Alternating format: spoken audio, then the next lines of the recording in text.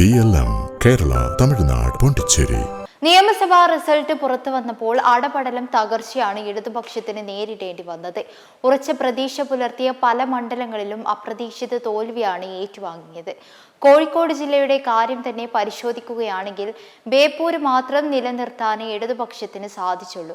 2021-ൽ 13-ൽ 11 സീറ്റും നേടിയെടുത്ത LDF ഇടത് കോട്ടകളിൽ വരെ വൻ തിരിച്ചടിയാണ് നേരിട്ടത്. മുഹമ്മദ് റിയാസ് ബേപ്പൂരിൽ വിജയിച്ചെങ്കിലും ഭൂരിപക്ഷത്തിന് വലിയ തോതിലുള്ള കുറവാണ് ഉണ്ടായത്. കഴിഞ്ഞ നിയമസഭാ തെരഞ്ഞെടുപ്പിൽ ചെറുവണ്ണൂർ, ബേപ്പൂർ മേഖലകളിൽ നിന്നു മാത്രം 19,786 വോട്ടിന്റെ ഭൂരിപക്ഷം നേടാൻ റിയാസിന് സാധിച്ചിരുന്നു. എന്നാൽ ഇത്തവണ കോർപ്പറേഷൻ പരിധിയിൽ ആകെ ലീഡ് തന്നെ 7,593 വോട്ടുകളിൽ ഒതുങ്ങിയിരിക്കുകയാണ്. ബേപ്പൂർ മേഖലയിൽ LDFന്റെ ലീഡ് 5,890 മാത്രമാകുകയും ചെറുവണ്ണൂർ മേഖലയിൽ 1,703 വോട്ടിന്റെ ലീഡ് മാത്രം ലഭിക്കുകയും ചെയ്തു. ഇനി എറണാകുളം നോക്കുകയാണെങ്കിൽ വലിയ തിരിച്ചടിയാണ് അവിടെയും കിട്ടിയത്. 14 സീറ്റുകളും നഷ്ടമാകുകയായിരുന്നു LDFന്. സിറ്റിംഗ് സീറ്റുകൾ മുഴുവൻ പോയെന്ന് മാത്രമല്ല, വൻ ഭൂരിപക്ഷത്തിലാണ് UDF സ്ഥാനാർത്ഥികൾ ഇവിടെ വിജയിച്ചത്. അതുകൊണ്ട് തന്നെ ജില്ലയിലെ സമ്പൂർണ്ണ പരാജയം വിശദമായി പഠിക്കാൻ ഇറങ്ങുകയാണ് CPM. ബൂത്ത് തലത്തിൽ ഒലിച്ചുപോയ വോട്ടുകൾ എങ്ങോട്ട് എന്തുകൊണ്ടുപോയി എന്ന പരിശോധന നടത്താനാണ് നിലവിലെ തീരുമാനം. പരാജയത്തിന്റെ വിവിധ വശങ്ങൾ ബൂത്ത് തലത്തിൽ വിശകലനം ചെയ്യാൻ CPM ജില്ലാ സെക്രട്ടേറിയറ്റ് തീരുമാനിച്ചിട്ടുണ്ടെന്നാണ് വിവരം.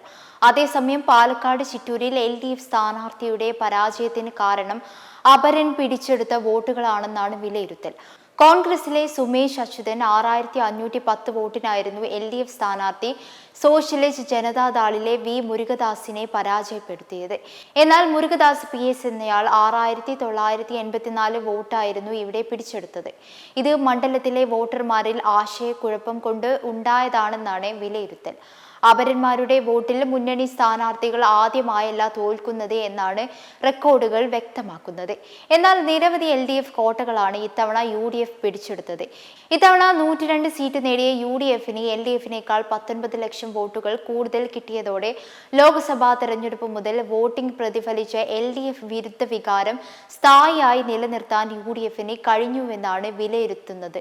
LDF അല്ലാതെ മറ്റാരുണ്ടെന്ന മുഖ്യമന്ത്രി പിണറായി വിജയന്റെ പടുകൂറ്റൻ ഫ്ലെക്സിന് ജനം നൽകിയ മറുപടിയാണ് ഇതെന്നെല്ലാമാണ് വിമർശനങ്ങൾ ഉയരുന്നത്. അതേസമയം പ്രതിപക്ഷ നേതാവ് സ്ഥാനം പിണറായി വിജയൻ തന്നെ ഏറ്റെടുക്കുമെന്നാണ് വിവരം. ദുർബലമായ പ്രതിപക്ഷമായി മാറാതിരിക്കാൻ പിണറായി തന്നെ സഭയിലെ നിയന്ത്രണങ്ങൾ ഏറ്റെടുക്കണമെന്നാണ് മുതിർന്ന നേതാക്കൾ അഭിപ്രായപ്പെടുന്നത്. MLA-മാരിൽ ഏറ്റവും മുതിർന്ന നേതാവായ പിണറായി വിജയൻ മാറി നിൽക്കുകയാണെങ്കിൽ പകരം ബാലഗോപാലായിരിക്കും പദവിയിലെത്തുന്നത് എന്നാണ് വിവരം. മെമ്പർമാരുടെ നിക്ഷേപങ്ങൾക്ക് ഉയർന്ന ലാഭവിഹിതം നൽകുന്ന കേന്ദ്ര സർക്കാർ സഹകരണ registered society Bharat Lajna multi state housing cooperative society limited.